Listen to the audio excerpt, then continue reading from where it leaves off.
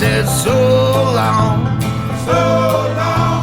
carry on, 'cause the devil wants to take me for a ride. Ladies and gentlemen, welcome back to another episode of Get Your Act Together with Mike Bain. How you doing? Thanks for listening. I know I say this all the time, but I appreciate you out there. Happy to have more interviews back. I have some previous interviewees that are coming back. I have some new people, some high-profile people, which is a big deal for little old me. I'm not. What's this bitch's fucking name? Bobbi. I'm not Bobbi Althoff. I can't just start. I'm not an industry plant. Okay, I'm not. So if you're a decent, intelligent human being, you're thinking to yourself, Mike, who the fuck is Bobbi Althoff? Now, I said this same thing this morning. I said the same. So, all right. So, I deleted temporarily some of my social media apps because I was on them too much and I was being angry and I couldn't get it together. Right? Like, you just, like, the algorithm really got to know me. It did.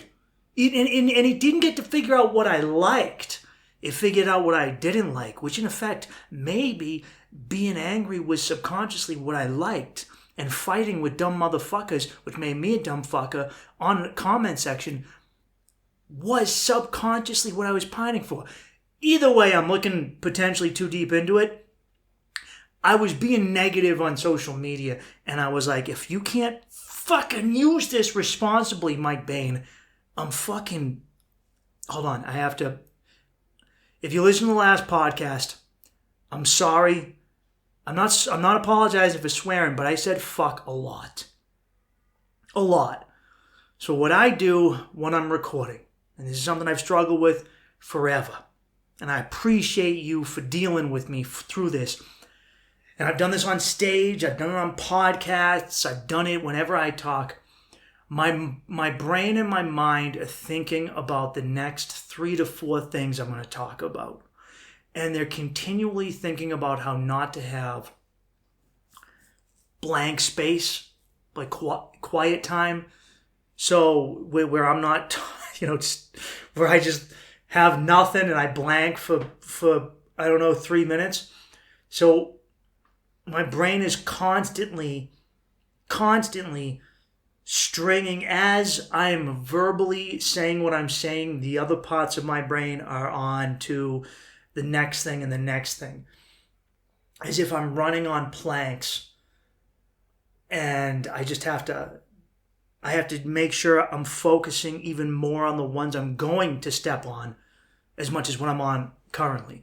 And it causes me to use sometimes filler words like,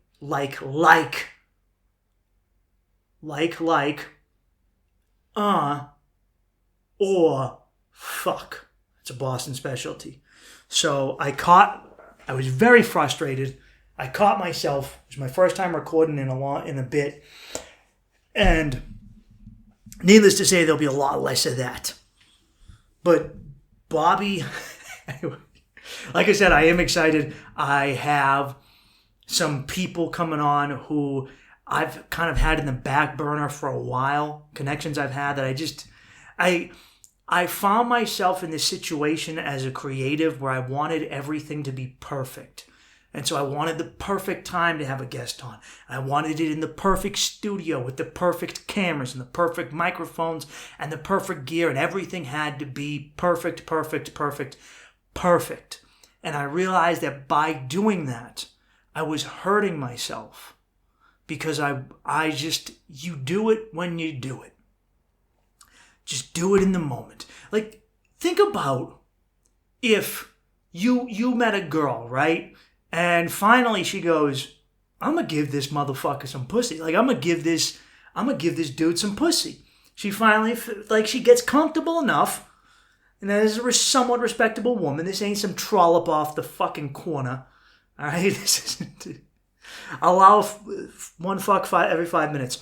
And this is a respectable woman, and she says, hey, I'm going to give this guy some pussy.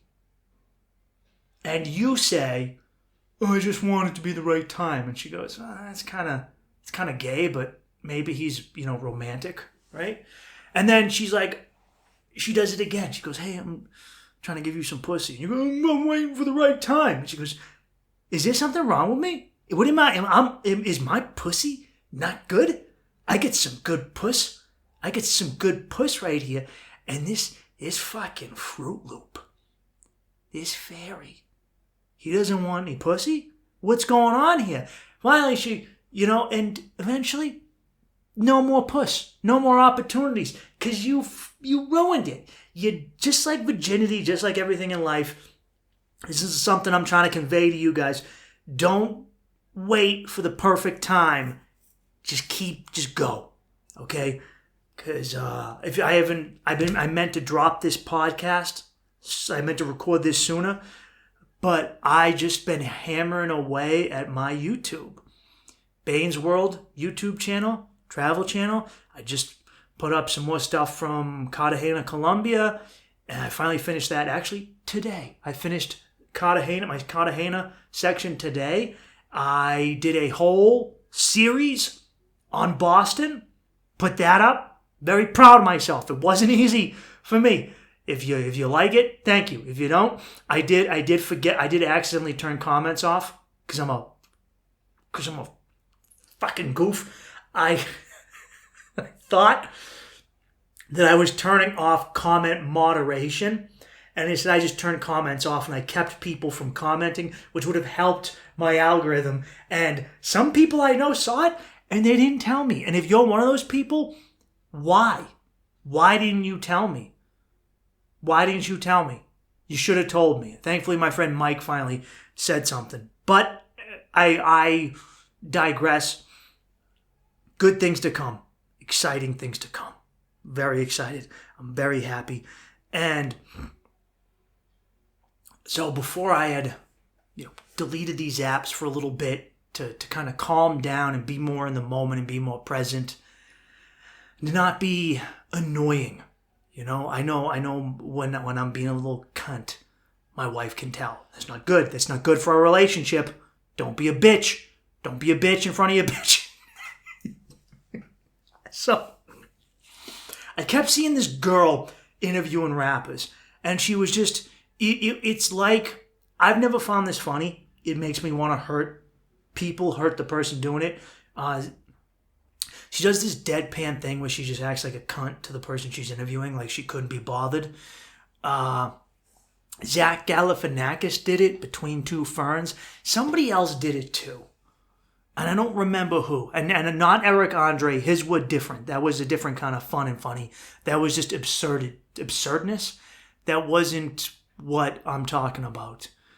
But hers just, she would have on these famous people, and I go, this girl must be a comedian from LA that I don't know about, right? Who else would have this podcast?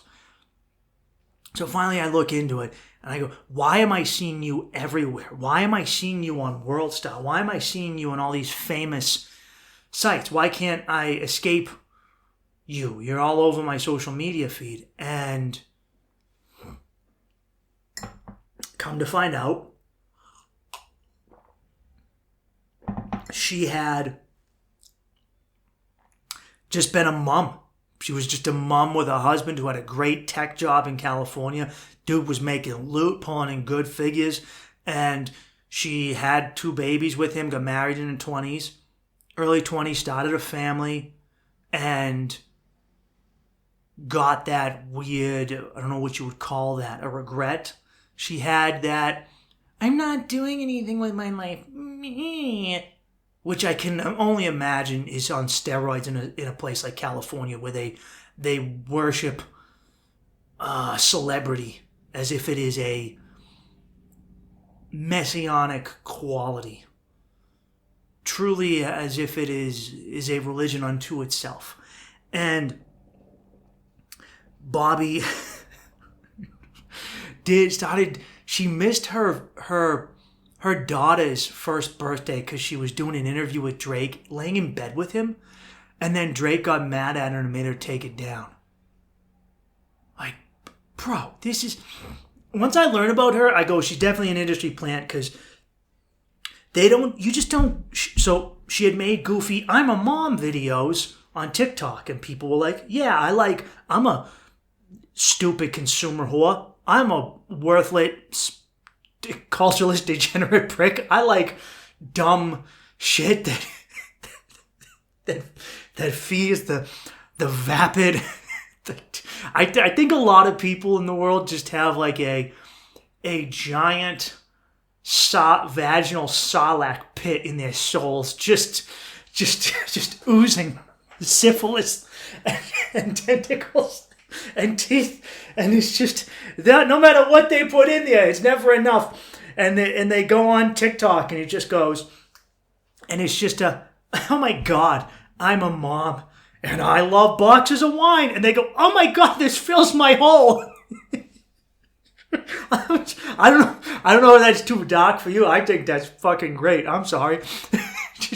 It fills the gaping maw where my tentacles protrude from. This gives my wretched existence sustenance. Anyway, she got millions of followers. TikTok that's how it works. Imagine Bizarro world where being good isn't rewarded and being dumb and worthless is. Anyway, let me wrap this up. But she got millions of followers, and then all of a sudden, bam, she had a podcast with huge celebrities. And what's crazy is she said her dream was to have a podcast. No, it wasn't. That's no one's dream. You make a podcast because you want to do something else, and the podcast helps you get there. Don't take that to mean that I don't love you guys. But I did this because I was a comedian first. Anyway, her husband divorced her. He divorced her. And here's what's like, she's 26 years old. And I feel bad for her because now I have no proof of this. This is just, I'm going to put my name, there's me spanking my chest. I'm putting the Mike Bain seal of approval on this theory I'm about to display for you. I think what happened is Bobbi was a stay-at-home mom. Because this is a lot of what social media is it's a social media mom-wife TikTok, which is the worst. It's a woman whose husband has a great job and she stays at home. And she's just bored. She's going to have a hobby. So instead of crocheting or sewing or reading or meditating or hiking, it's social media. It's making stupid videos for social media. And that's what Bobbi's thing was. It was a hobby.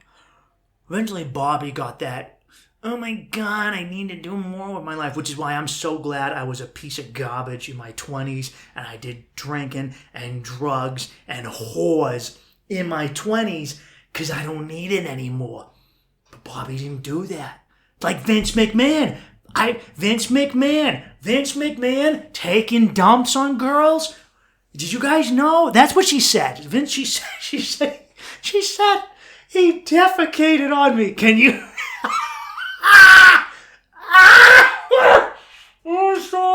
I'm sorry. I have to watch my levels when I laugh like that. I'm sorry. I have to really. Vince McMahon shitting on a bitch. So anyway, let me finish with Bobbi. I'll get back to Vince McMahon and the Dookie Diaries. So Bobbi felt incomplete. I'm a woman in LA in a super feminist place.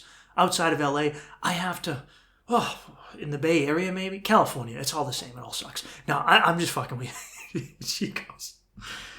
She sees all these strong, independent career women and goes, well, what's my job?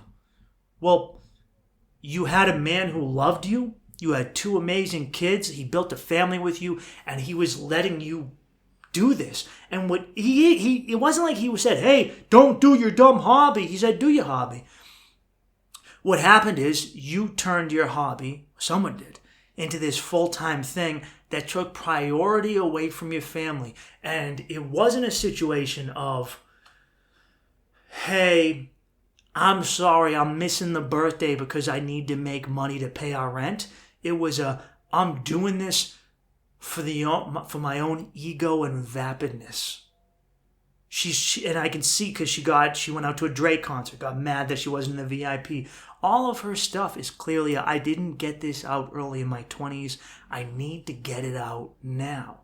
Sucks that it's going to ruin her life and her kid's life, Because eventually she's going to grow up and go, she is grown up, she's 26, but she's going to be in her 40s and go, I had everything I ever needed, and I squandered it all. I had people who loved me, and I didn't have to work. Do you know, if I get divorced from my wife, right, and I'm walking down the street, and Carol G pulls up, and Carol G goes, hola, hola, I'm Carol G, and my name is Carol G, I'm from Medellin, Colombia, and I go, yeah, I heard of you, Carol. Don't really like your music, but that's good for you. I'm glad everything's working out, because that's what I say. Because I don't care how rich you are. I talk down to a woman, and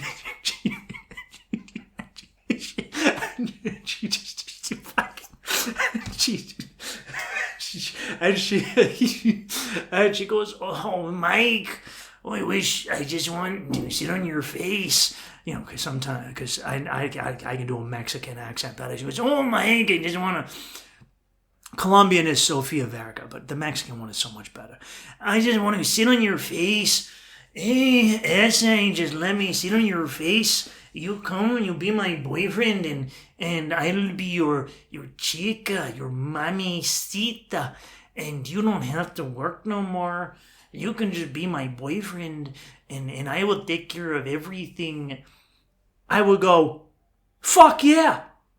You, I go, you fucking with me, bitch? Because I'll fuck you. It's just a joke. I'll knock your tits into fucking Tuesday. And she go, no, hombre, tú es muy hermosa. And I go, I am muy hermosa.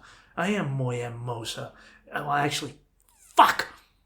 Hermosa is what you say to a woman. I've been saying that word to my wife, so I'll only use the A. Give me a break. I'm getting shit.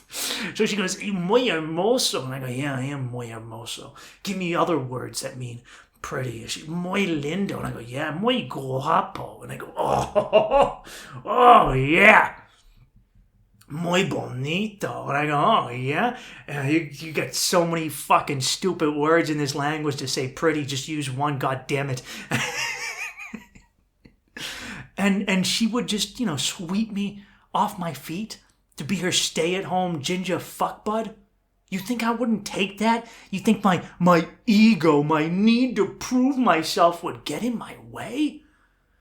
Anyway, Bobbi, you ruined your kid's life so you could fucking have your fame and fortune. Congratulations. You had everything you ever needed. Anyway, Vince McMahon is in trouble. 78-year-old, near 80-year-old Vince McMahon, Brock Lesnar, and another guy. So Vince McMahon had this chick. So I found this out from doing some homework. Vince McMahon married his now wife. I forget what her name is, Mrs. McMahon. He met her. He grew up in like North Carolina, South Carolina. Dad wasn't in the picture. Spent all his time over his wife's house as like a teenager.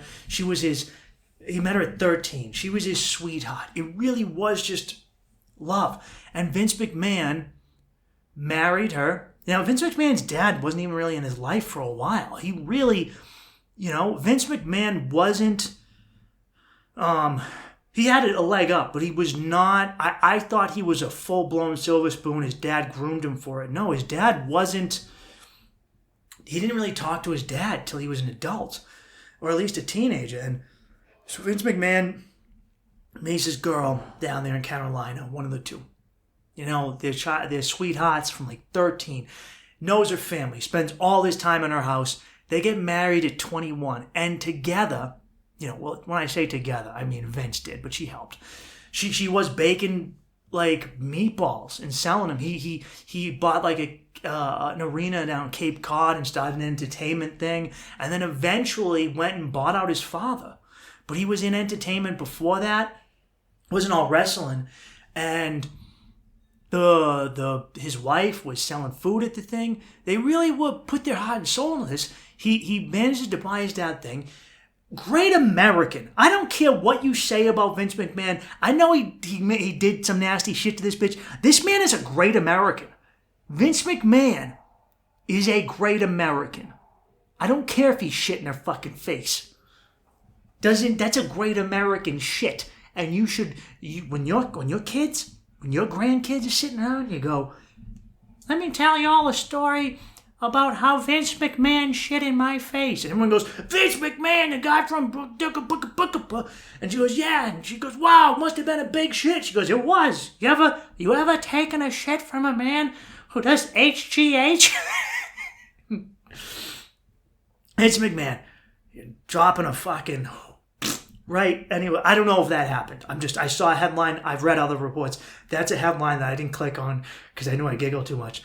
Anyway, Vince, married at 21, has 2 kids, and insanely takes his father's regional, Northeastern, New England and New York, I think maybe Jersey.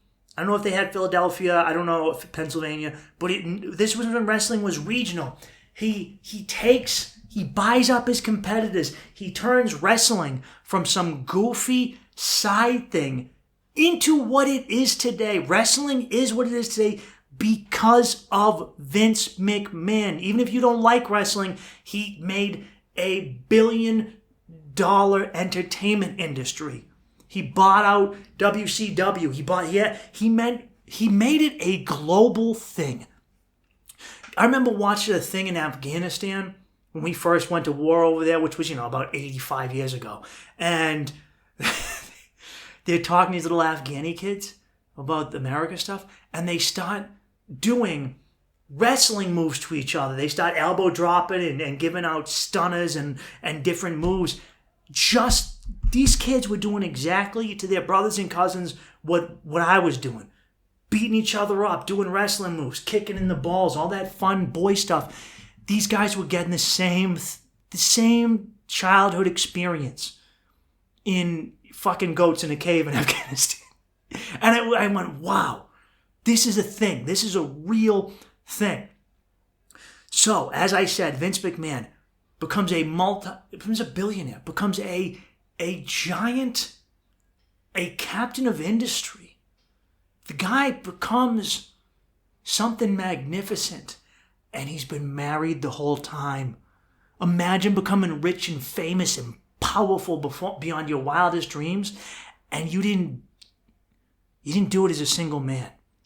You never got to truly enjoy what it meant to be a single man.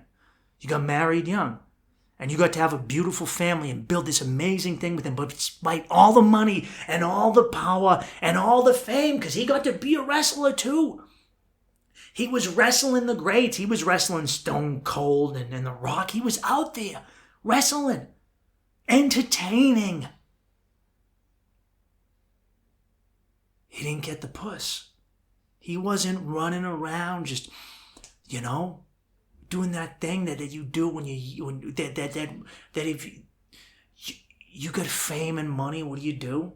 Part of what you want to do is you want to enjoy it with.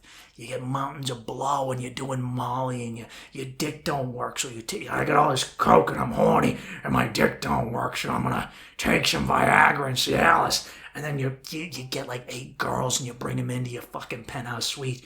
And you don't even fucking bust. You just bend one over and you fucking boom, boom, boom. Dude, 5 seconds. You just want to know what it feels like. You don't even have to do that thing you do when you're young and you want to impress pussy, where you're really getting into it. You just go 5 pumps.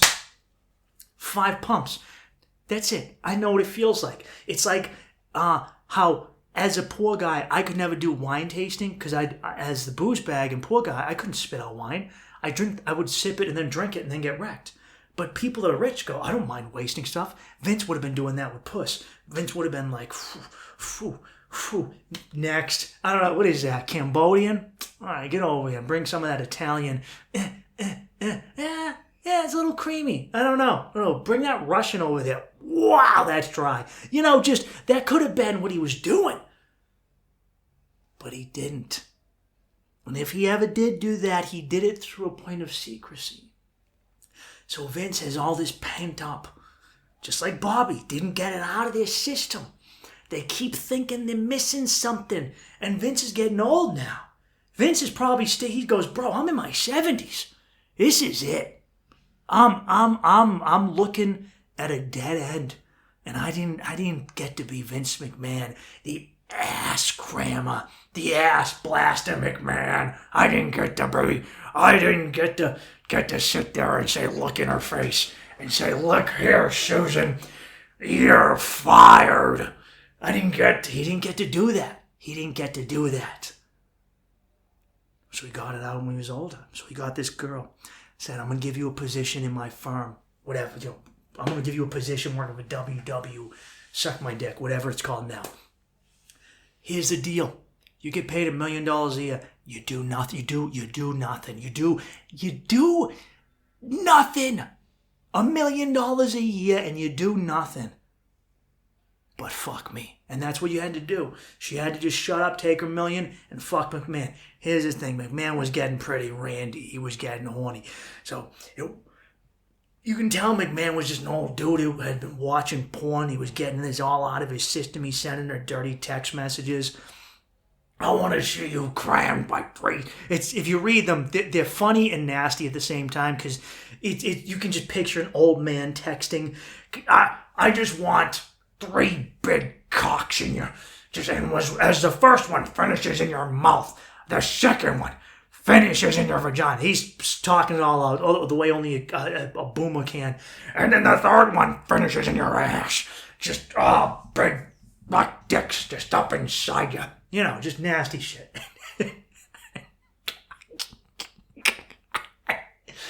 And then he starts passing around. Because he goes, hey, boys, I got this thing. Some guys get nasty like that. I wasn't like that. I know there are some people who do that. Who like to pat. There are guys out there who like that, who get a nasty girl, and they want to double team her. They want to see how far they can take it, how much of a pig she really is. And I think in reality, they're also seeing how much of a pig they really are. How gross are they? How nasty do they want to be to watch? Because you gotta be kind of nasty if you want to watch Brock Lesnar fuck a girl that you fuck. That's a nasty dude. I think Brock is fun to watch. He's a fun entertainer. A lot of people won't say that. But I don't want to watch Brock smash. I don't want to. You imagine you're double teaming a girl and big old 7 foot tall Brock Lesnar is just the two of them humping and rutting. Just like a asthmatic bulldog. And anyway, so he was passing around. He's showing pictures. I saw one where he's like, I showed all your pictures to the tech crew and how you wanted to get. And they were loving it. And it's funny because I've worked with the WWE tech crew a bunch of times. And I know who they are. They're just a bunch of older dudes like in their 60s, you know, and they're just chummy working class dudes, foul, nasty. They're not like, they're more tech-oriented, so they're not as gross as your regular construction worker. But I'm sure they're like, oh, yeah, Vince, you fucking, you horn dog. And he's showing off. Now, did Vince take it too far? He did. But here's something that I didn't see. In all these text messages, I never saw her text messages responding back. Let's be real here. This woman, she knew what this was, and she signed up for it. And she was fine with it as long as she was getting to pretend she had a real job and a sense of purpose and got her $1 million. And eventually she felt bad that she was an overpaid prostitute. And Vince started getting nastier. Okay? And for a long time she went along with it. And then she had buyer's remorse. And now she's suing Vince before he dies. And the reputation of a great American hero is tarnished. All because Vince didn't get it out when he needed to get it out, or he couldn't find the spiritual fulfillment that said, hey, buddy, you know, just let it go. You don't get to experience every experience in life.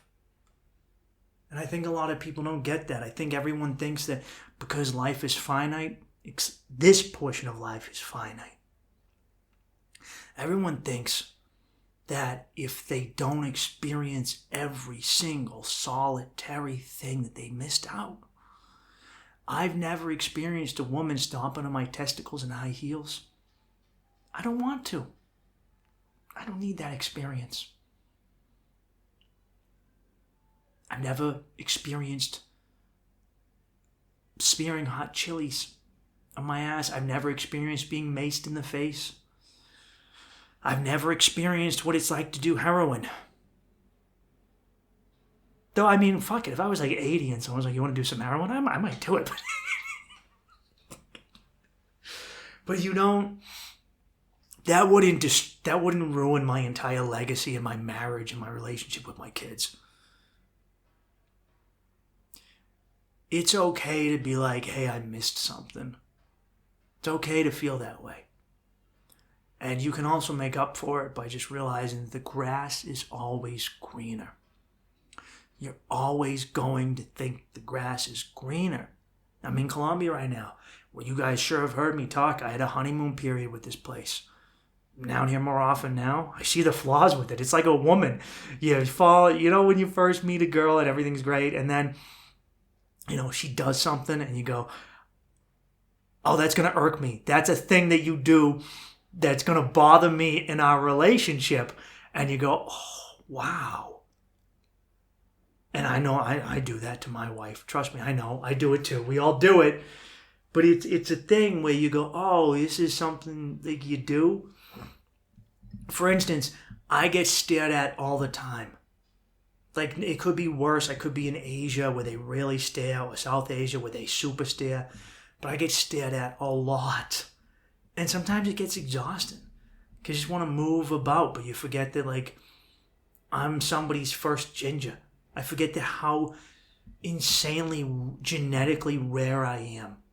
In the grand scheme of humanity, I am a true rarity.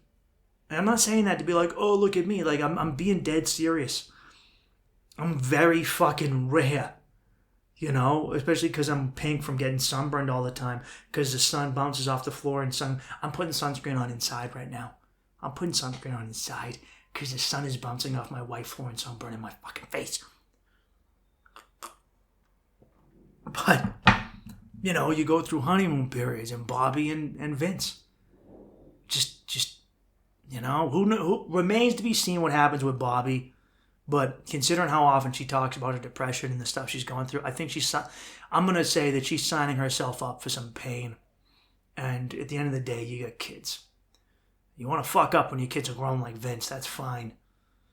And you got a couple of years left and you just go, what are you going to do? Huh? Not invite me over for Christmas? I made you.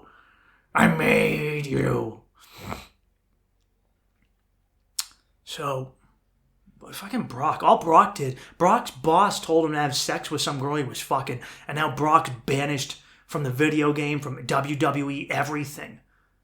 Imagine you came to work. Right? You walk into work and you go, hey, Tony, what's going on? Hey, what's up, Bill? Bill's your crew chief. And Bill goes, hey, Mike, come over here. And you go, what's up, Bill?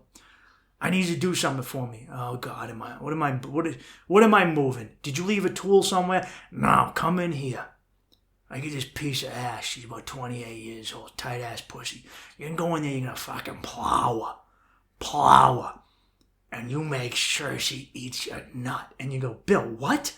He goes, look, you're going to get paid.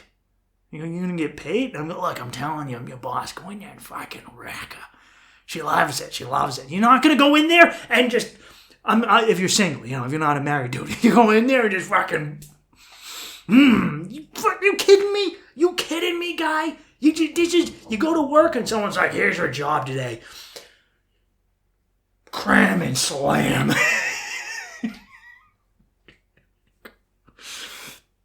Anyway, I see this so often with guys back home who I get this all the time from guys who just think that if it wasn't for their wife and kids, they would just be...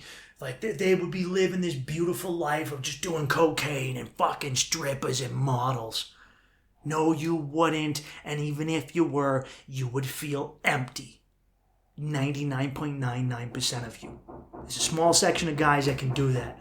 Sorry, I'm in Colombia. It's loud down here. I'm sure you hear that fucking banging. It's funny, my wife says, she's like, I need you to understand that this isn't even a loud part of, like, this is a quiet part of our city. She said the first thing she notices when she comes back to Colombia from visiting me, she goes, is how fucking loud Latinos are. And I go, ah!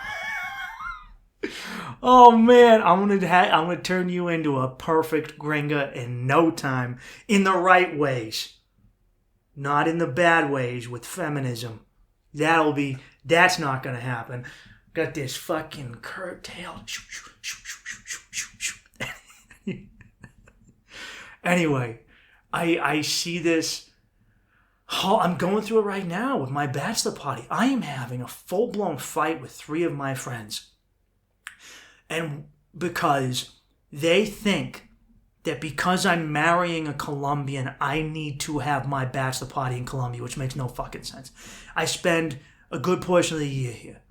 Having a bachelor party in Colombia is the equivalent for me of where I live right now, for this period. That's like me going to you, and you live in Revere, and going, hey, let's have a bachelor party in Revere. And you going, fuck no. No, I want to go somewhere else, you stupid cunts. But they have convinced themselves that a bachelor party is an excuse for them to go and do coke and see strippers and get out of control. And I'm just like, bro, be a man and tell your wife that you and your friends are taking a vacation to Cartagena and don't involve me in it because I'm sober and I don't do that stuff. Which is fine if you do. I just don't. I don't like it. I hate being around groups of guys when they're getting drunk and doing drugs. I hate it. I don't like going to strip clubs anymore. Once upon a time I did. I don't like it anymore. It gives me nothing, so I no longer enjoy it. They don't get it. And they convince themselves that in reality, I am pussy whipped. When I tell them, hey, I'm actually I'm a very lucky man to have the relationship I have. I can go away when I want to, but it's also what I've cultivated. I didn't marry a woman who I asked permission to. I very much I'm going away and this is what's going to happen. But I also don't invalidate or cause my wife to not trust me, so I don't need to worry about that. Done? Anyway, I'm going through this with these guys and they're like, oh man, it's for us, it's for the man. One of them isn't even married. He just wants desperately to get all his friends junked out with him. To have because he's growing older too, and he thinks this is our last hurrah. So you get this with guys as they get into their 30s and up, where everything is the last hurrah. And this is our last chance to get together, guys. This is our last chance to all do cocaine together. This is our last chance to get drunk. Like they're so afraid of letting go of that, as if that means the termination of your friendship, and it doesn't. Because I'm planning a bachelor party, which is either to the wilderness, hiking, camping, maybe Montana, maybe Alaska, maybe go see the Northern Lights. Maybe we do a pilgrimage to a temple or a church, have this beautiful metaphysical experience. That's what I like. And if I can share that with my friends, I think that's amazing, because that's what all my ancestors did, right? But friendship isn't just doing drugs and drinking together and being animals. When you're young, it's an aspect of it, but it's not everything. And the same dudes have convinced themselves that I'm pussy whipped for not doing it. Are the ones who won't tell their wives, I'm going to go away for a weekend with the guys. So they're talking about, hey, we're just going to say we're having a bachelor party and going. And here's the thing. I'll fucking rat them out. I'll put up an Instagram post when they're away of me not on my bachelor party. And I'll do it. I'm putting, and I know you're like, Mike, you're a dirtball. No, I'm not going to be someone's crutch for their inability to act like men. If you can't be man enough to live the life you want to live, then you don't fucking deserve it. And I won't allow myself to be used as a crutch for you to hobble about being a coward. If you want to go away with your friends and your wife won't let you, You tell your wife, tough shit, I'm going away with my fucking friends. And if that can't happen, you guys got some stuff you need to work out. There's a reason there isn't trust. And, I can't help with that. That ain't me. Anyway. What am I talking about? Speaking of strip clubs, I don't have to go to strip clubs anymore. Bro, so I go to a gym in Colombia. I used to work out at the free gym in the street. I'm now going to a gym, right? Now, here's one of the things that I miss about America. I haven't been down here long. It's been like a month. But here's something you really miss. America has space, and I don't think people understand. America has physical space. Now, I come from Boston. We're a more crowded and densely populated region of America. But you start going farther out and farther south, where people drive everywhere, there's space. There's space between the houses. There's space in the yards. There's physical space between the buildings, giant parking lots. There's space, wide open spaces. In a big country, you feel the thing, and the thing in a like a lover's scorn. In a big country, whoever sings that song, it's a big country. And when you come down to Colombia, it's a country, smaller than U.S. Maybe, I don't know, is it a fifth of the size? I'm rambling. I don't know that geographically well. I do know that at least a third to 50% of the country is jungle on the eastern side of the Andes. And people don't live there.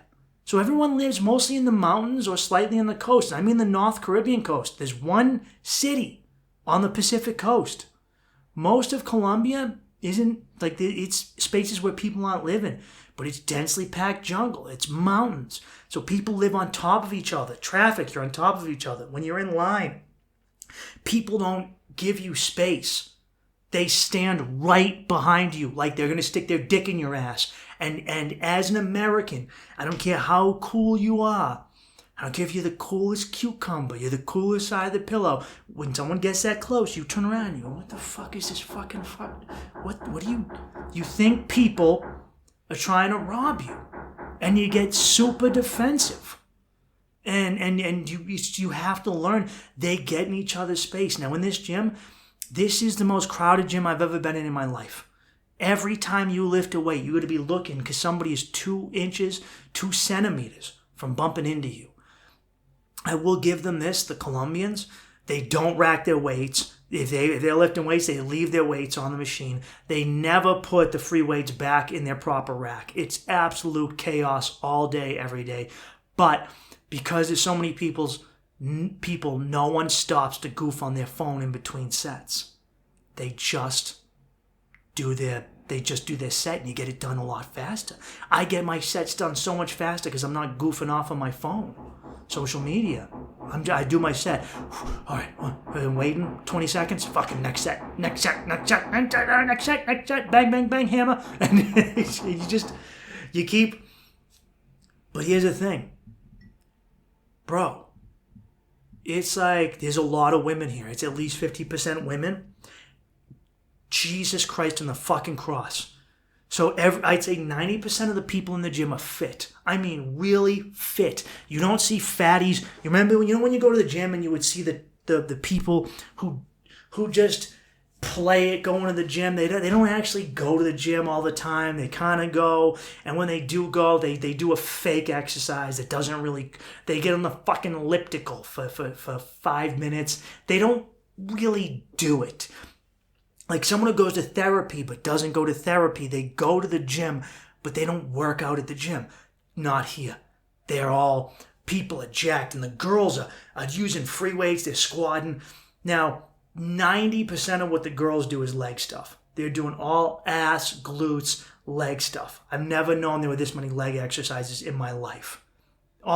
It's all about increasing their sexual prowess. That's why they're at the gym, to demonstrate that they are sexual beings and they are fun to mate with. I'm not fucking with you, dead serious. And what's blown me away is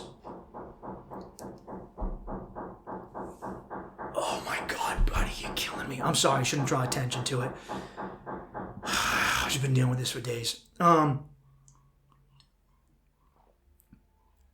say over half of the women, easily maybe 2/3, all have plastic surgery.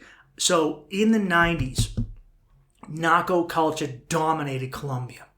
And the narcos, and narco culture is ghetto culture.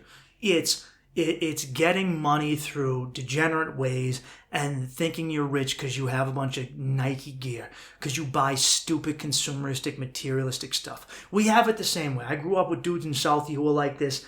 You know, you meet a lot of guys from the projects, guys who weren't, but I knew inner city people like this, who were always trying to pretend like they were rich, buying stolen designer goods. Meanwhile, rich suburban kids were buying ripped clothes to pretend they were poor.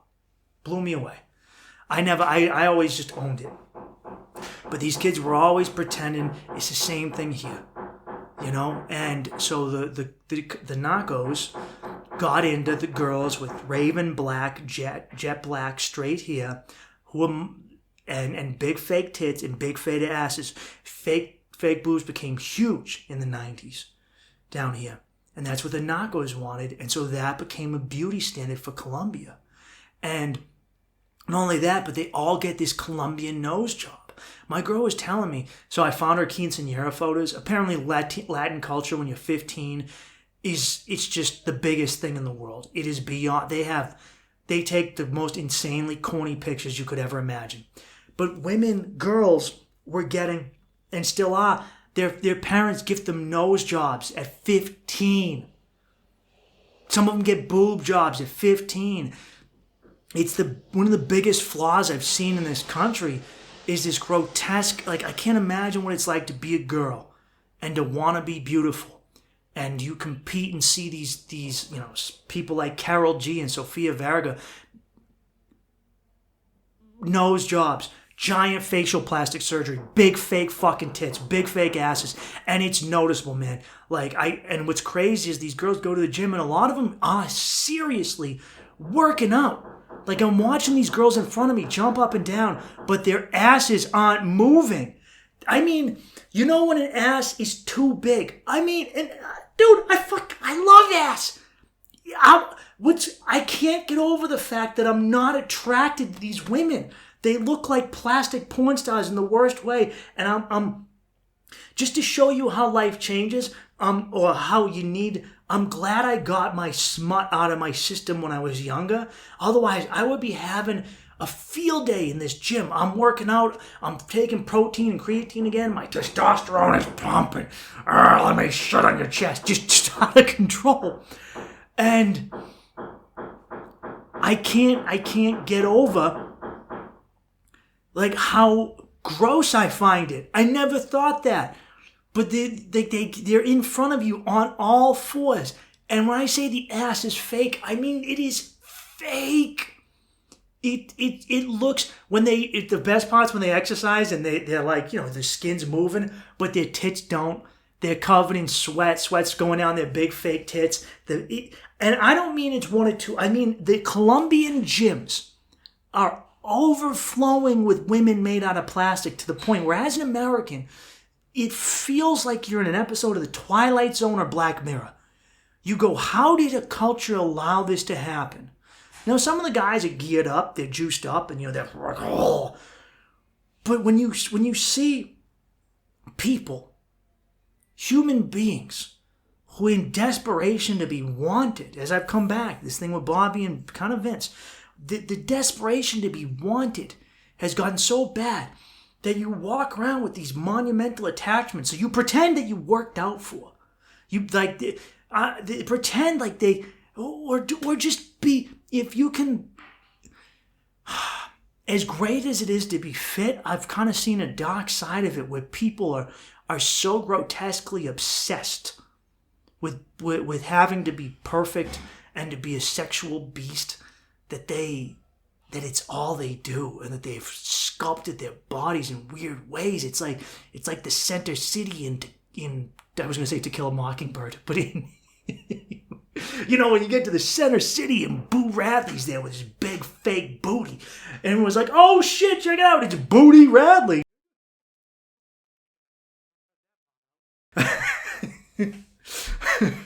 All right, 49.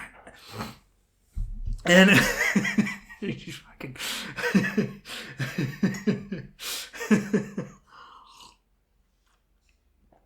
anyway, it's insane.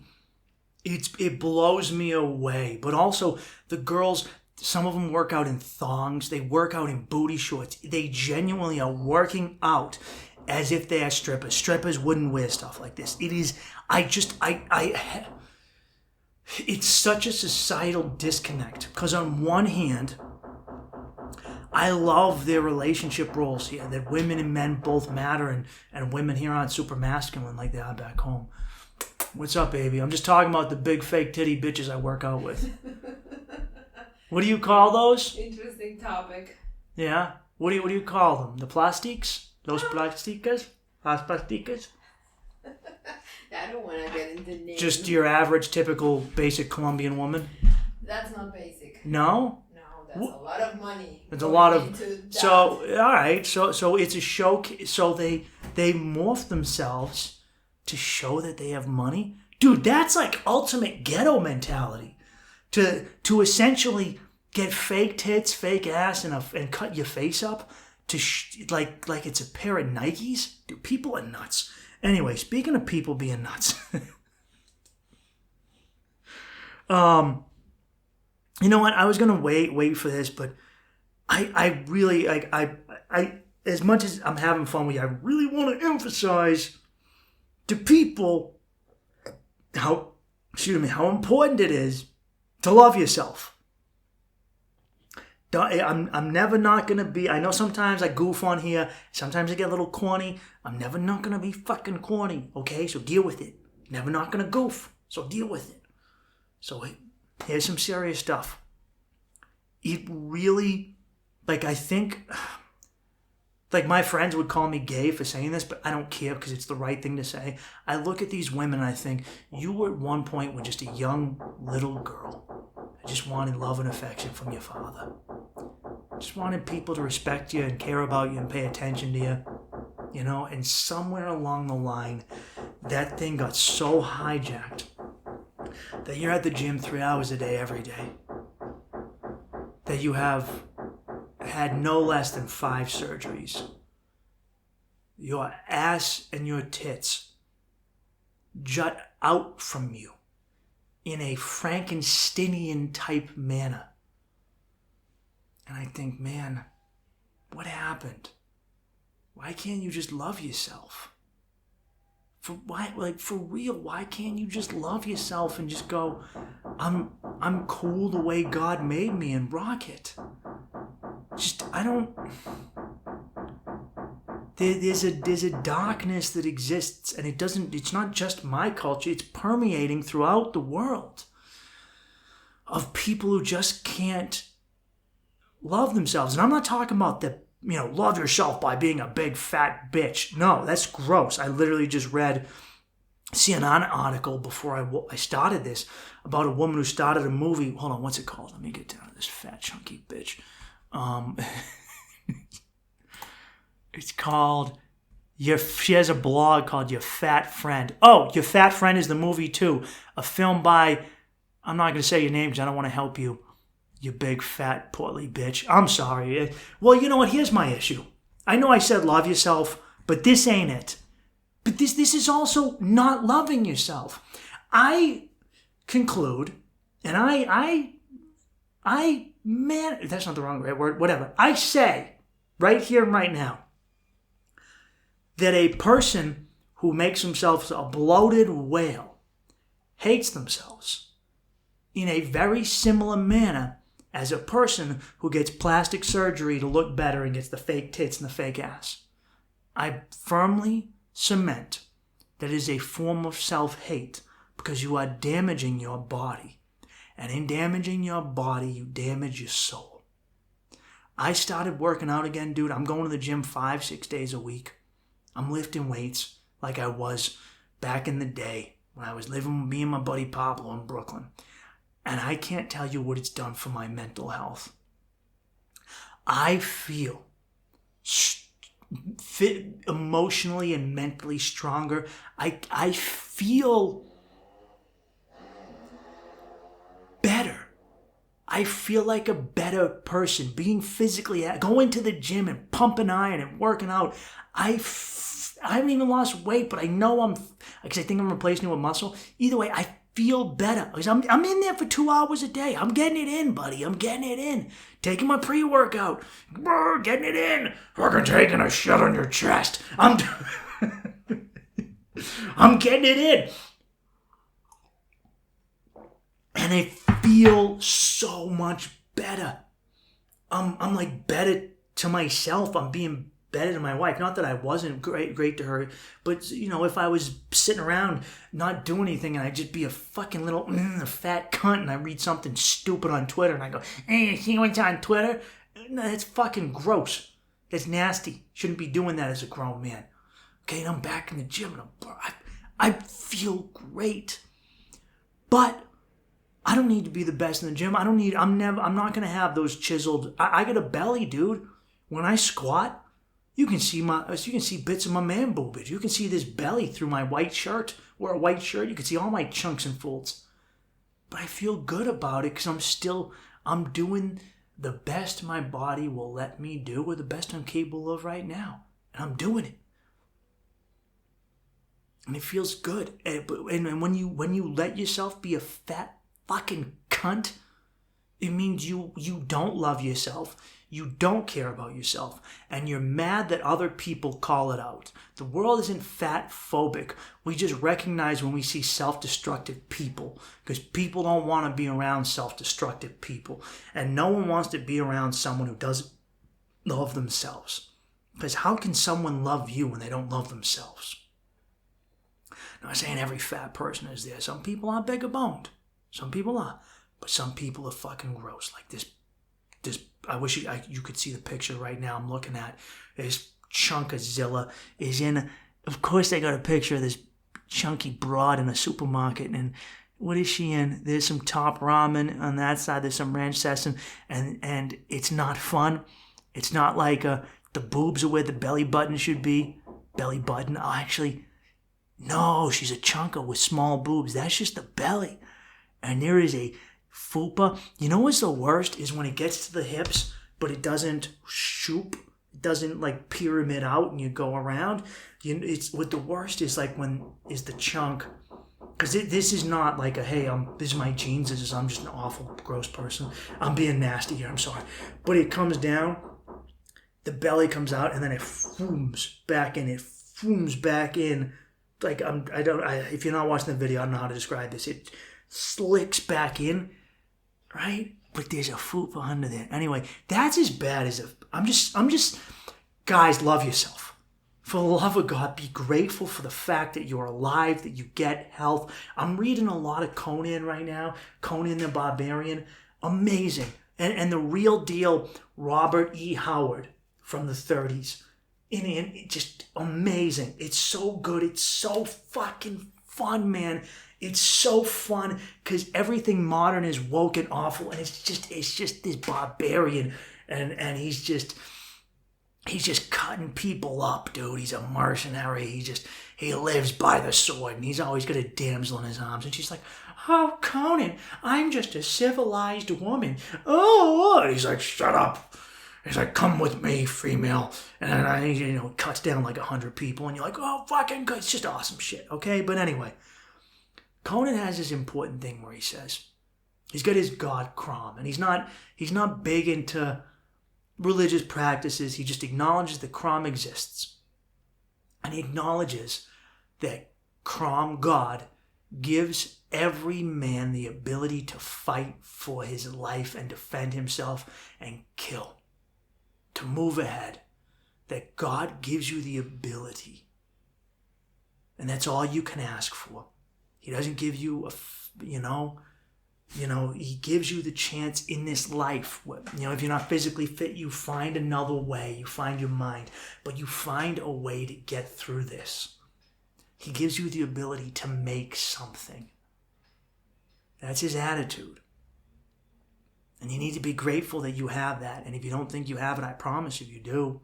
I promise you, you have the ability to make something out of yourself. Promise you, you don't have to be a big blouser. I felt gross up until I started working out, and I feel so much better. You don't have to be that way. You don't have to feel dumb. You can educate yourself. You don't have to feel lazy. You can get to work. You don't have to feel all these... You can do it. Like, you were born a human being with a soul. You can do all this stuff. At least you can do it to the best of your abilities. You don't have to feel, well, I'll never have the fattest ass. So what? I don't know why I channeled Bill Clinton. Oh, I just wish I had the fattest ass. You don't have to have, just have the biggest butt you have. And find a man that loves you for you.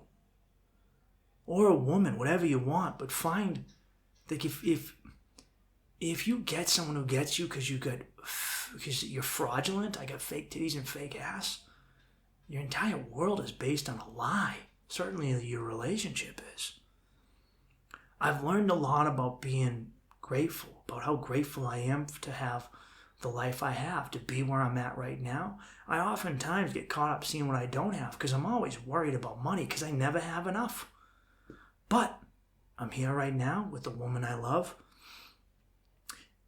I'm going through absolute pain in the ass hell dealing with immigration. And the fact that I get to watch people who are illegals, who can't read and write in their own language, who are who are basically a net negative on society, pour in and get free money on housing while we're paying $10,000 to come to the U.S. It's going to take at least a year, possibly 2 years before we can really be together. Yeah, I get distraught, I get frustrated, but I'm lucky enough that I do get to be together. Lucky enough that I get to be alive, that I get to walk, that I get this fucking dick that still works. You just, whatever it is, be grateful. You have something that someone else probably wants. Just be grateful. Take stock. Be thankful. Don't allow Instagram to make you think that your life is shit unless you're rich, famous, with the biggest tits, the biggest ass. By Crom, get up and do the best you can and do what you can. I'm not saying don't be angry when you look out the world and you go, yeah, my government takes my money and uses it to fight wars and I know that I'll never see it again and I feel like my world's crashing. Because it kind of is, but I'm not saying it. Here's an example, man. I read this article and I'll get back to the funnies in a second, but it really,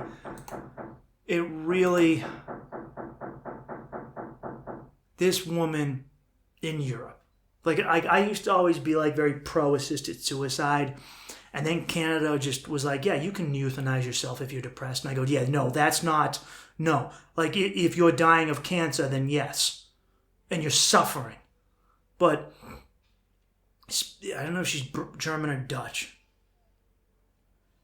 Lauren, 28, stay-at-home parent, ex-YouTuber and book blogger. Actually autistic and severe. Oh my God. Why is it that whenever I read these kind of things, it always reads the same way? And it's either pronouns, there's always a mental, autistic, severe ME. I'm not sure what that is. This will be my last. She put up a tweet. It says, this will be my last tweet. Thanks for the love, everyone. I'm going to rest a bit more and be with my loved ones. Enjoy a last morbid meme from me. And she put up a picture of a little kid with sunglasses giving a thumbs up at the doctor's office. And it says, me getting euthanized. And she got euthanized. They put her to death. And this is... And I dude, I love dark humor. But this is... I couldn't... It showed me something... And she put it in English so the world could see it. She could have wrote it in Dutch so her Dutch friends could see it. But all I can think is, why are we allowing an autistic woman to kill herself? A stay-at-home cat parent. Okay, she doesn't have an actual kid. She got a cat. Ex-YouTuber and book blogger. Like, you don't have to work clearly because you're whatever you're dealing with. Okay. Article. Chronically ill. Shares meme before being I'll be my loved ones. Yeah, they left out the goofy part. The news is the worst. 28-year-old with chronic illness. She has meme in the last week before being euthanized. 28-year-old woman who died by euthanasia after suffering from myalgic encephalomyelitis. She had a meme right before dying.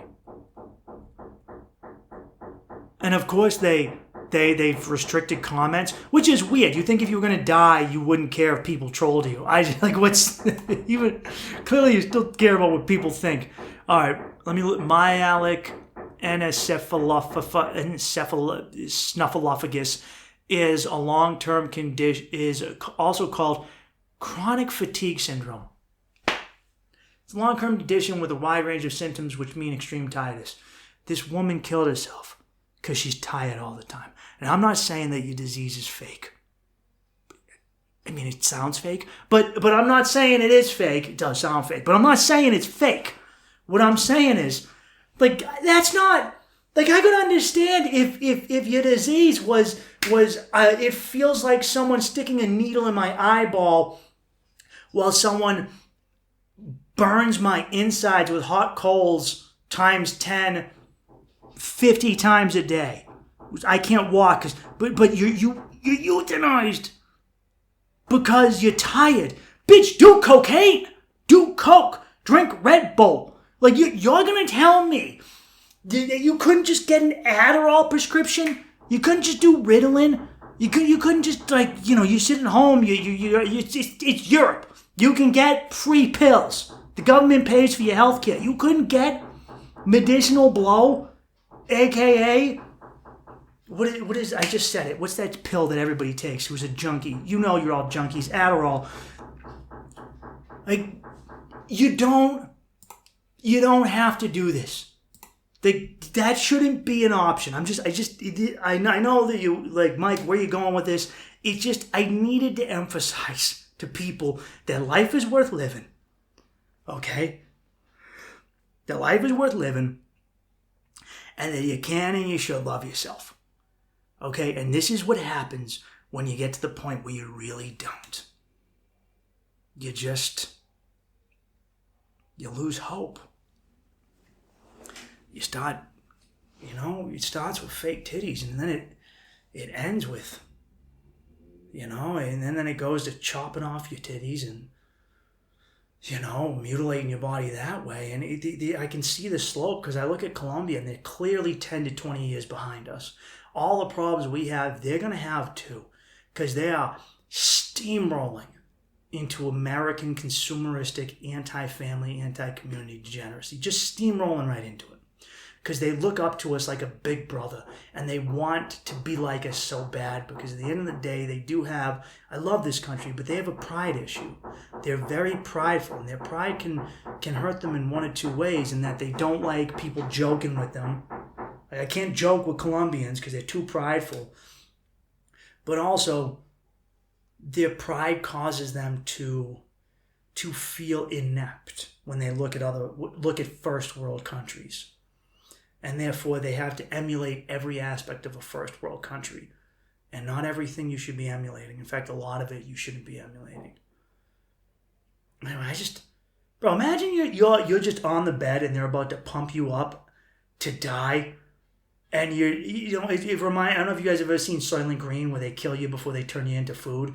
And they go, what do you want to, and you go, I want to watch, cats jumping on daisies while I listen to Beethoven. But you're like, what do you want to do? And you're like, she's like, I want to find the right stupid meme to put on Twitter. That's my lasting legacy, is that I turn my life into a meaningless joke. Yeah, man. Guys, please be grateful. Whatever it is. And Crom gives you the ability. He gives you the pick up a sword, get out there and fight. All that matters is one day, one stood against many. Get that fucking barbarian warrior mindset. Okay? Doesn't matter. Stop being black-pilled. Stop going, the world is ending. How do I have kids at a time like this? Shut up. People had kids in worse times for all of human history. So shut up. You just have them. And you stand up there in the tidal wave of destiny and you say, bring it, you fucking queers. Just say, bring it. Bring everything you got. And I'm going to give you all I got. But I ain't a bitch, I ain't a pussy, and I ain't afraid. And in this, as I step through the doorway into oblivion, I will swing and I will fight. And even if I go down like a mouse fighting an elephant, I didn't go down running with my back turned away. Rome was based off this concept. They championed it every day as they watched Gladiators. In the Gladiator, they saw the man who wasn't afraid. They saw the man who stood up in a world that gave no mercy, in a universe that gave no quarter, and said, fuck you. Come and get me. That is an unmistakable, beautiful thing to see in humanity, regardless of culture. We emulate it in our sports everywhere, that it doesn't matter. Let the tidal wave come. Let it come. All that matters is I stand and fight. And a lot of times when you stand and fight, you do win. A lot of times it's insurmountable because your fear makes you think it's insurmountable. And it's not. It's not. People have overcome way worse stuff. You'll overcome your chronic sleepiness. A lot of it's probably suffering because of poison put in your food. Exercise and eat right. You'll overcome your issues of body dysmorphia. Just do your best. Work out, take care, and at the end of the day, say, well, guess my ass isn't the biggest ass in Medellin. I'll find a man who loves me for me and loves the ass I got. Say, maybe I ain't got the biggest prick on the block, but I eat pussy. I'll find a girl that's fine with this fucking 3-inch dick. I'm telling you, man. Get that warrior, barbarian, gladiator mindset. Stand up, face it. That's all you can do. And people around you will respect you because of it. And when you don't do that, when you behave like a coward, people won't respect you. When you whine and I know we love whining and bitching these days. Man, everyone's not nice to fat people on the plane. Yeah, because I don't want to deal with your fucking sweaty folds dripping on me, dude. Don't. Just face it. Speaking of people facing it, there's this girl on Instagram, and so Segura's mentioned this. I came across her right before, and before you say, I'm just ripping him off. Hold on 1 second. What is her name?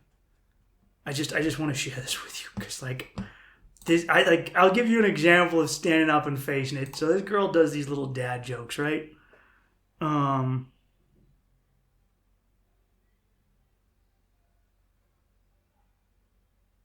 Wise Words from Eve is her name. So she's this goofy little blonde white girl, right? She's cute. I don't know, she's younger than me, but she's a cute woman. And she's got this big, giant, shit-eating grin with these big teeth. And she just says the worst dad jokes.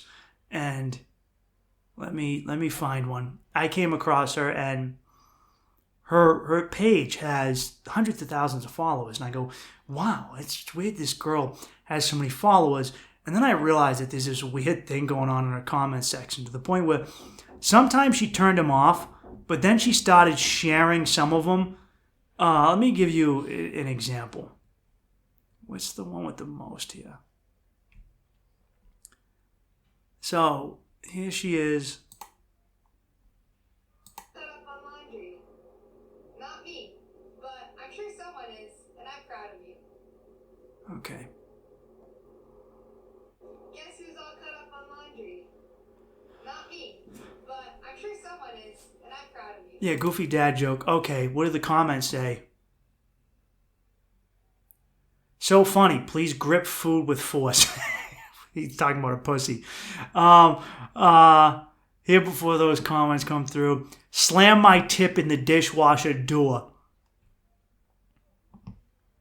So hilarious. Run my dick over with a John Deere lawnmower. Pick up the pieces, mold them into a hamburger patty. Feed it to me raw with a side of your anal juice special sauce.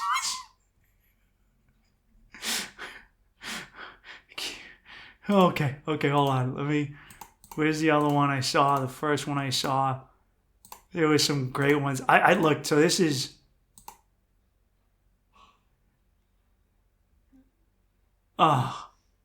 Keep up the content. Shit on my birthday cake. A lot of them are about shitting on my chest.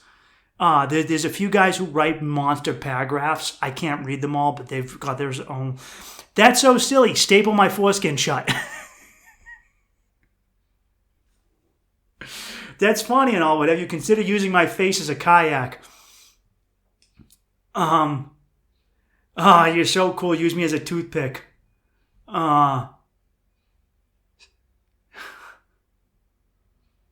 Please treat me like Vince McMahon treats the ladies.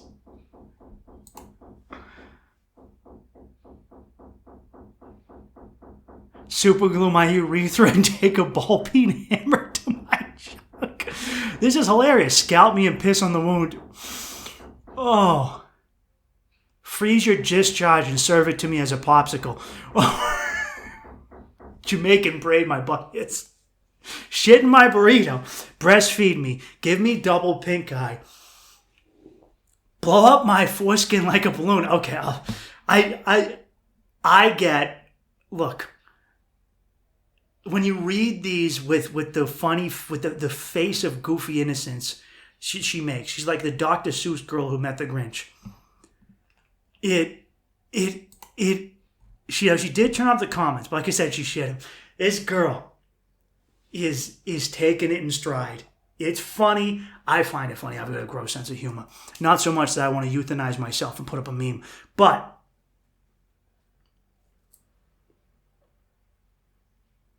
she's using it to her advantage. She understands that it's boosting her page. This stupid, goofy thing that happened where people are writing foul, grotesque stuff in here, it's catapulted her. It's become a thing.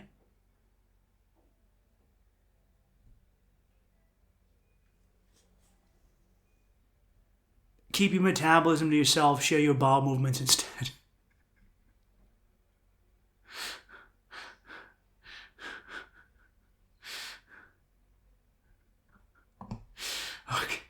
Okay, I just...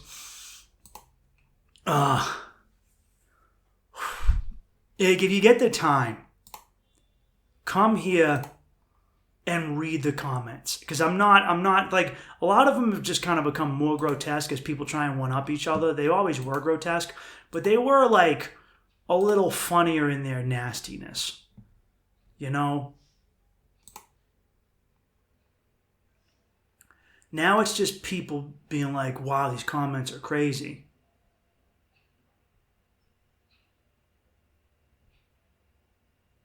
King Arthur wouldn't be able to pull me out. It's awesome. Travel back in time and touch me as a kid. That's just hilarious. Sexually assault me. Please shit on my kneecaps.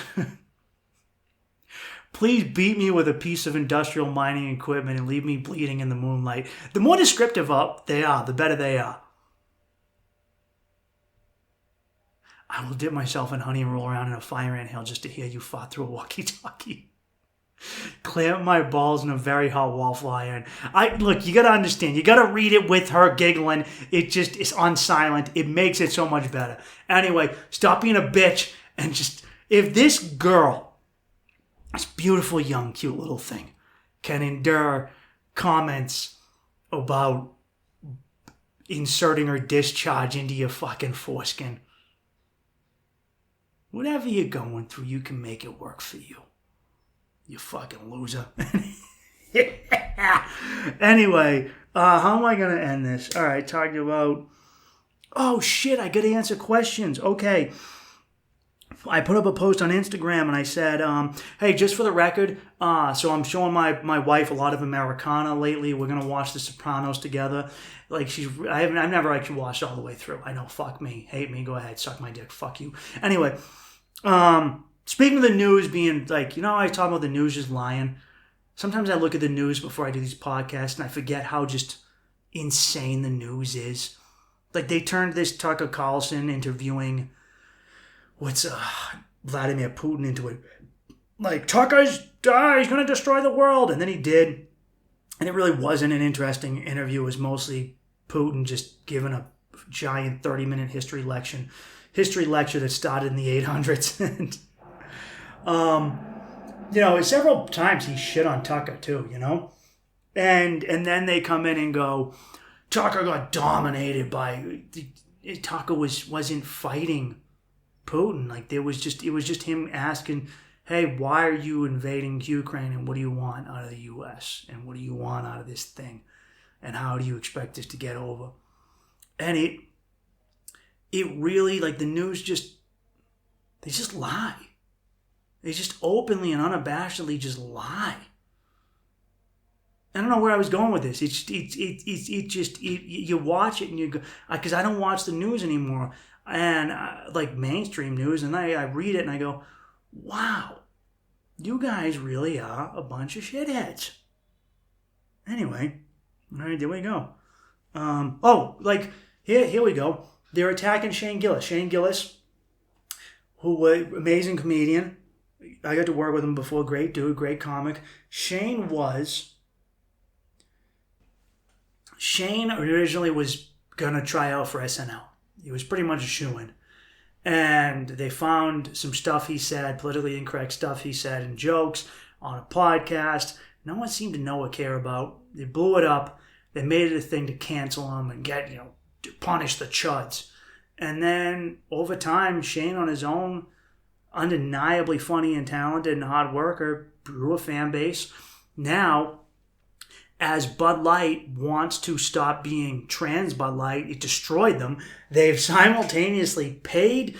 So Bud Light will not apologize to their base, which is insane. But that's how, they're owned by BlackRock and all these companies. They're all globalists and they all hate you anyway. So Shane's thing is he loves Bud Light. He didn't stop drinking Bud Light like a lot of people did when they had that transgender weirdo be their mascot. And so Bud Light is going to hire Shane. They also have hired they paid Donald Trump, like they gave him a giant rally to say, hey, let's ease up on Anheuser-Busch, because they can't. Like, it's crazy to me. It's like the Catholic Church in the Middle Ages, or it's like the government. They somehow can't just say, hey, which is weird because companies will apologize for the littlest thing if it involves offending the right group. Like if they had put up a thing that said, something about basic gender norms, I assure you they'd apologize. But anyway, Shane's finally getting to go back and host SNL now. And TMZ went, wow, look, issues coming up as people accuse or try and cancel Shane due to things he said on previous podcasts, but it's shit they found. It's not like TMZ went, oh, hey, other people are bringing this up. TMZ went out of their way to find stuff to stir up and start a problem that didn't exist, and then lied and went, oh, yeah, people are talking about how Shane, no, it was you. It's just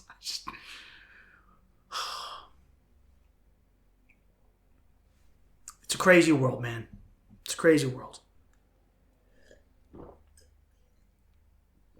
Anyway, on Instagram, I told people to ask me questions. So one question was that a short and curly you're fighting with? Was that a male short and curly? When I was making the video, I had a hair stuck between my teeth. No, it was my beard. If I shave and I don't shower well enough, I keep getting these. Dude, you know what sucks? I forgot about living with a woman is they shed. And I'm convinced that different ethnicities of women kind of shed different dogs. I'm curious if I was going to say if African breeds shed. I just did anyway, so it doesn't matter. I don't know. I guess is that an upside to dating a girl with an afro? Like you don't. I've dated Arab, Latina, white women. They all get those long strands of hair that just they end up everywhere, man. And I watched a video on Instagram. You know when you realize, oh, my experiences aren't just my own. And what it was a guy, and he goes, oh, when you go to piss and one of your wife's hair, girlfriend's hair is wrapped around your dick, and one guy wrote, it's the worst when it's under your foreskin. And I'm like, dude, that's happened to me so many fucking times. Like I'm in America and I pull it back, take a whiz at work, and I go, what the fuck is this? And I'm like, how did your hair? It is like women shed like Pomeranians. It's everywhere. It gets in your feet. It's in your clothes. It's in your suitcases. It's in your luggage. It's in your showers and your drains. I don't get I don't get it. But anyway, to answer your question, no, that was one of mine. Hey, Mike, can you date someone who has different political beliefs than you? Depends. So I don't know if this question is in relation to a report that came out, which there's like a new report came out and it showed. Let me see. I had it on. I pull it up. I can't find it. Political gender gap. This new report came out that. Oh, here we go. Especially this is with Gen Z. A wide ideology gap is opening up between young men and women in countries across the world. And it shows a graph where with younger people, men are getting more conservative. Now in the U.S., they're pretty much like they had gotten liberal and now they're getting conservative to the way they were. And keep in mind, the arrow that says men are getting conservative, it's pointing back for the U.S.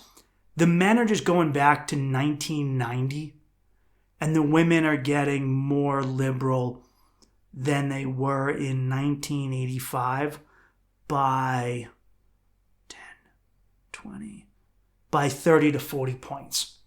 Now in Germany, it's similar. The men have got much more conservative, and the women they got less liberal. Now they're getting super liberal again. In the UK, the men became super liberal in 2010, and the women became psychotically liberal in 2010, and now the men are only slightly turning back, and the women have just gone astronomical, like off the charts, progressive, like they're literally about to blow up dolls of Stalin, and the men are just petering. That's the UK. In South Korea, the women have gotten, all right, let's see, much more conservative, and then they got really conservative. Excuse me, the women got much more progressive in 2005, and then a huge jump again. And the men who had gotten more liberal in the 2015 have gotten 3-4 times more conservative. Like it's weird. They use 0 as a center axis, and in the U.S., Germany, men are like on the 0 line, right? Women are at plus 40. In the UK, the men are at like plus 20 and the women are at plus 50. In South Korea, the women are at plus 30 and the men are at negative 25. So here's what I'll say about this. I don't think it fully matters. It's dependent on how psycho the person you're dating is politically.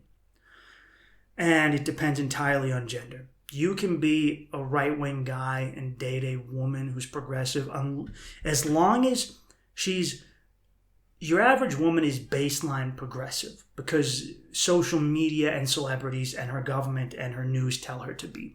Women are far more impressionable on that than men are. And it's just by design. A female of the human species would not go off on her own to exist as a solitary creature.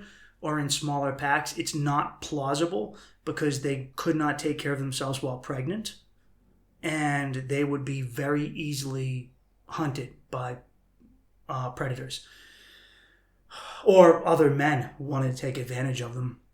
Men, historically, and this is with both herbivore and carnivore mammalian species, the young men are kicked out of the group by the older male because he wants to mate all the females. So young men regularly can become loners. They often team up with other guys when they're younger. You see it with lions, you see it with horses, you see it with other mammalian species. And men can go be hermits. They're not going to get pregnant. They're not going to be at a disadvantage. Easy prey. They're stronger. They're physically stronger. And men have, over time, evolutionarily gotten to a point where they can be better off alone. And I'm not saying being alone is good for anyone, because I don't think it is. But a man who lives alone in the woods, as kooky as he can get, will never be as crazy as a woman who lives alone in the woods.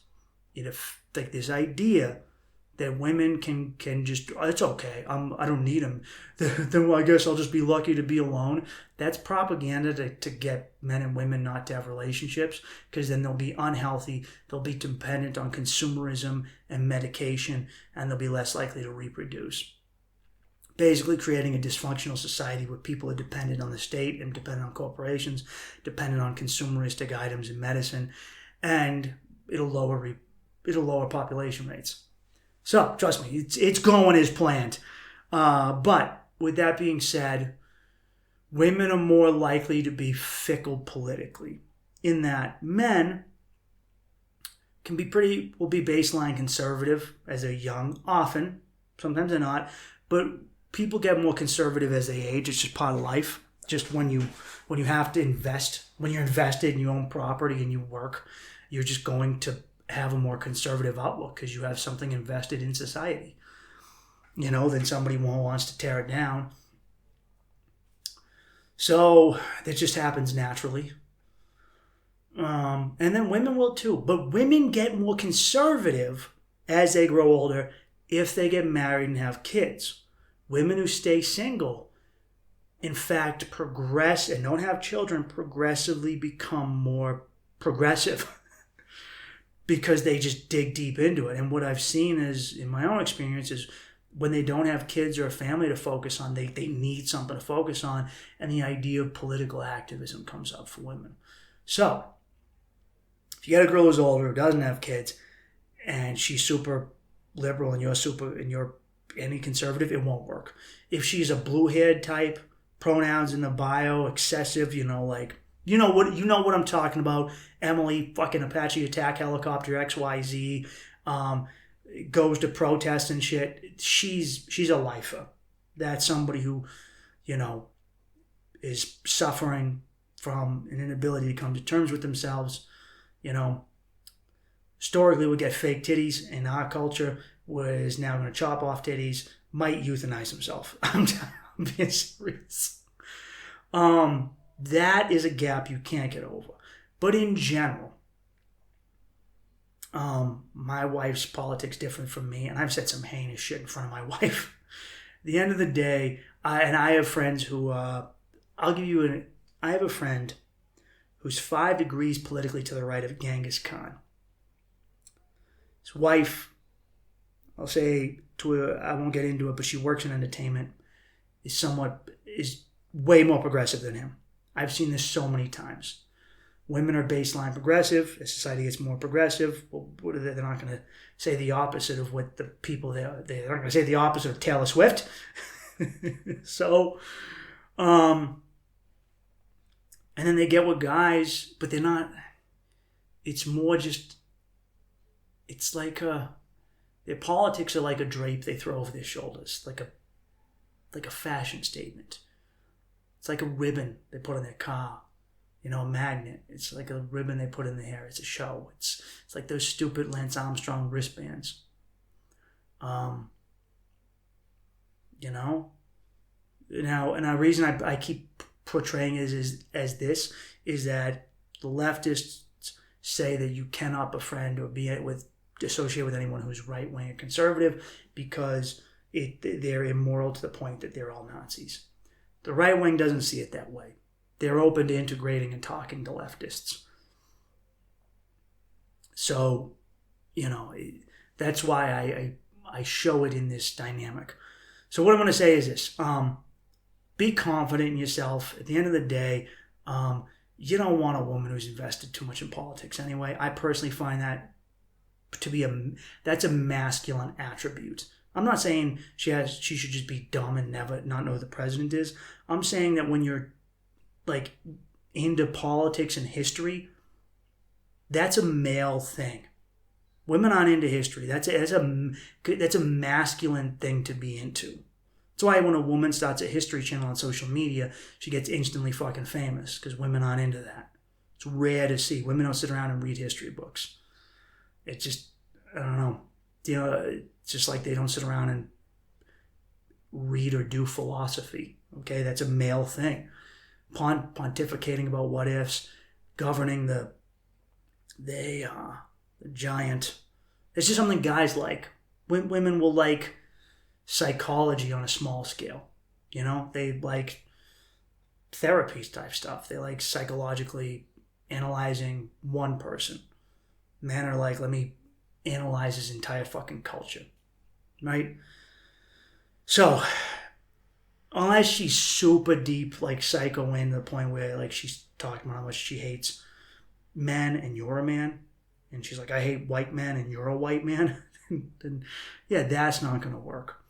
But don't allow it to keep you. Don't just go, oh, like I made this mistake when I was younger where I thought my girlfriend had to agree with what I had to agree with. They don't. Just be like, yeah, you can think what you want.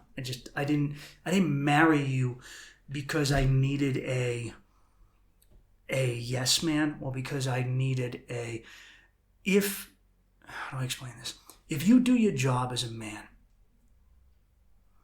if she loves you and she looks up to you, and you're a source of safety, of dependent, of how do I phrase these? I may say this the wrong way. She can depend on you. She knows you can take care of her. She knows that she can be safe in her womanhood with you. She will disregard all those old things, all those old men this and women this. They will evaporate. I know because I've done it. They'll dissipate. They'll go away. And she will naturally, over time, align herself with you. Even if you're lefty, like a lefty guy, it's usually the other way. Because it was a young man who wrote this to me.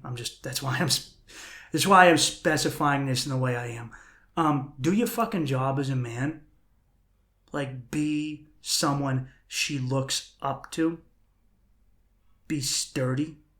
Don't be overly emotional. I'm not telling you not to have emotions, but don't like when she says something she disagrees with you, like about like, you're not going to get your girl to like when you go, oh man, Melly fucking got elected in Argentina. And she goes, I don't know about him. And you go, what are you, a fucking globalist? You don't do that.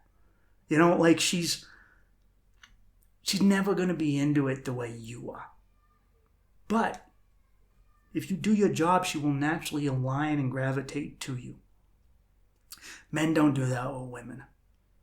A man's not going to get with a woman and her politics are going to be so strong that he goes, oh man, he over time becomes, I don't know, really fucking into Taylor Swift like this. or Hillary Clinton. It doesn't work the other way. So, accept that people can change. Don't allow this to keep you from meeting someone. If your politics are really affecting your relationship, then fuck it, because I did that before. I tried to date someone too diametrically opposed. And she did become more political over time. She also lost respect for me over time because I wasn't doing my job as a fucking man. So we fought a lot about this kind of stuff. And I wanted her to think the way I did. But you shouldn't do that, because also she's never going to think fully the way I am, because I'm a man.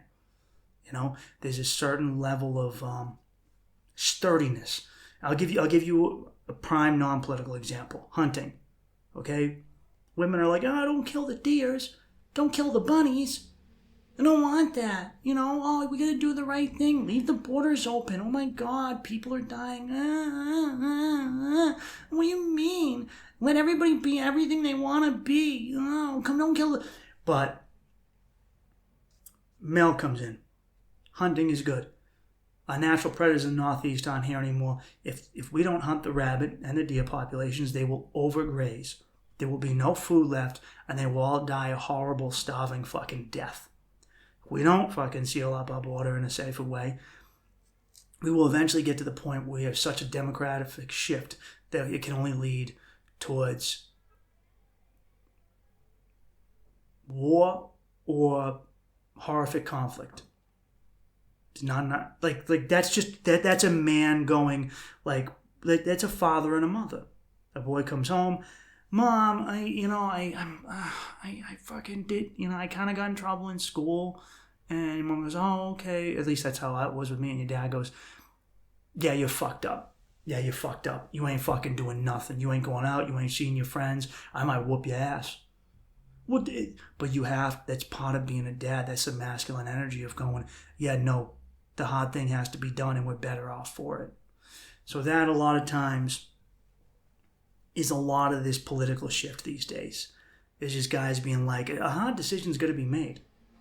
Yeah, I understand that there's 3 fucking stray dogs in the street, and they look so sad, but I'm not bringing 3 fucking stray dogs into my house. But they look so... But I understand that your emotions, but that's not the right thing to do. It's not right for them, and it's not right for me.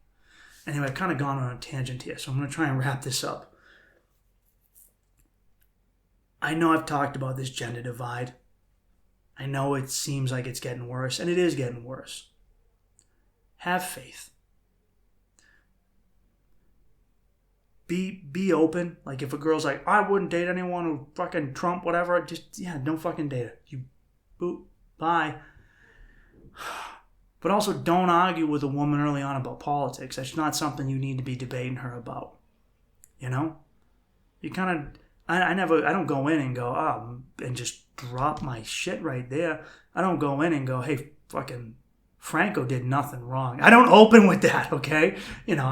I work up to, fuck those commie bastards. But that's after a long time of like, hey, you're safe with me. You're cool with me. It's all right. Dependency. Reliability. Like a smooth, you become a rock, a fixture. And they go, you know what? And because if you're early on and she's wishy-washy with you, she hasn't figured you out, she isn't safe around you yet, don't start that whole, don't give her reasons not to feel safe. I'm not telling you not to be you. Do not be one of these fucking guys on social media who takes down his Gadsden flag or his American flag or his Trump flag just so you could smash Emily fucking XYZ. Don't do that. Don't ever do that for pussy. You're denigrating yourself. Be who you are.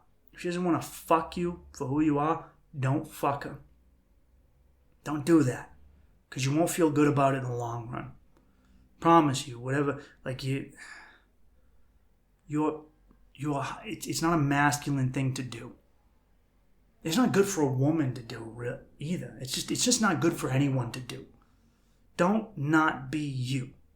Like I said, times will change. Like you have to remember that we have never been this progressive in human history. We are, like, when people go, oh, capitalism is right wing. Oh, your 1990 was right wing. 1990 was not right wing. Maybe, especially not compared to 1950s. And 1950s was not right wing compared to any other time in human fucking history. At the end of the day, capitalism, democracy, these are all liberal ideals. True right-wingism is fucking, like feudalism and monarchies and tribalism and nationalism. At its core, it's not No, we have now. We are extremely, and across the world, liberal and progressive. So, it's a lot of... So guy's moving back to literally just... I don't know what ideology was in the year 2000. Is not some gray shift. That's just... I don't know. I just went over how the news lies and they bullshit people. You'll be all right, kid. Don't hide who you are.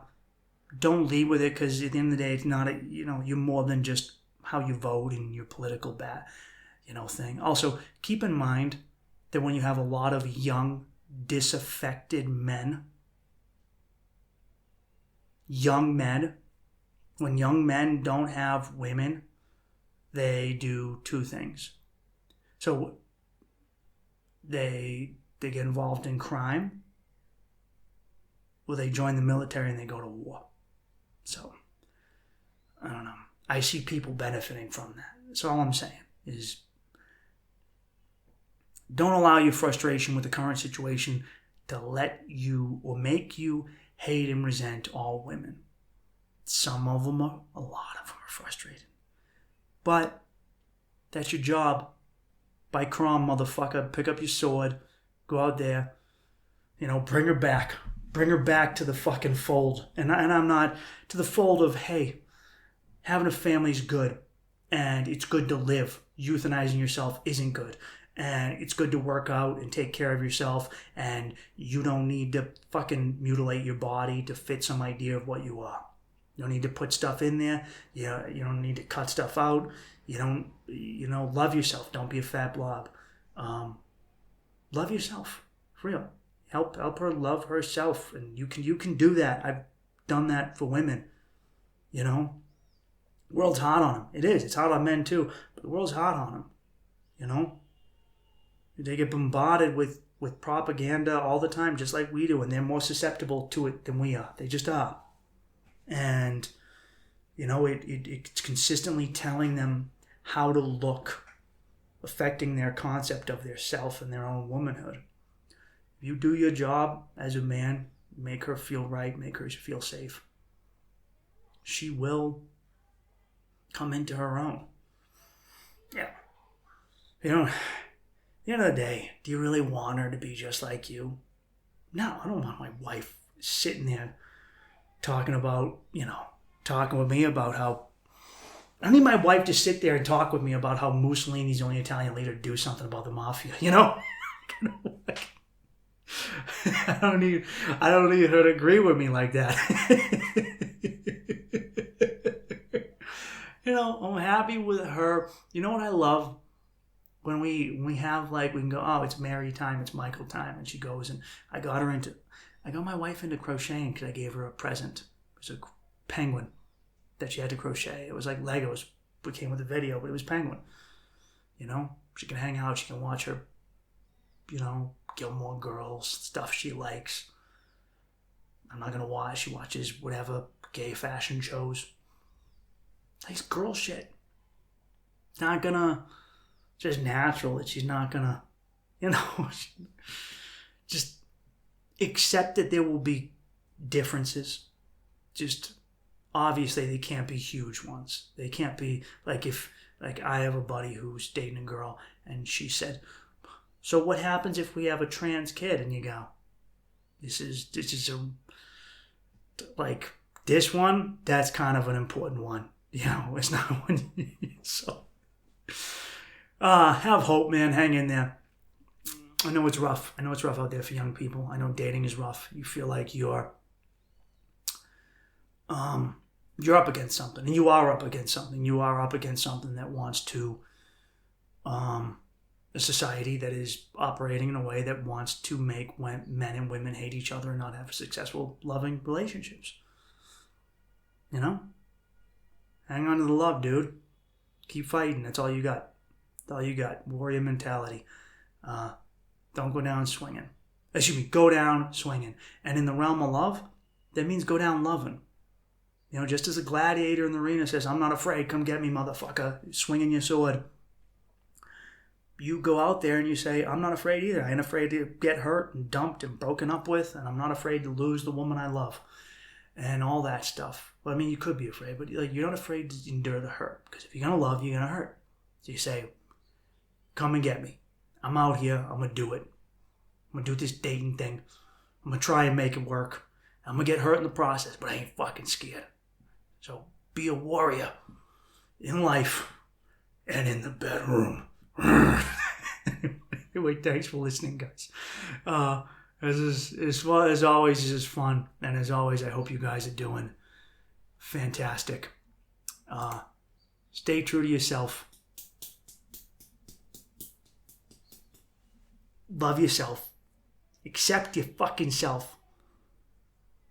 You know? But hold yourself to a fucking standard. But when you love yourself, that's when you go, I'm not going to sit on the couch and be a fat fucking cunt and eat 2 bags of Cheetos. Excuse me. Now that I'm loving myself more and going to the gym, I'm not eating shit.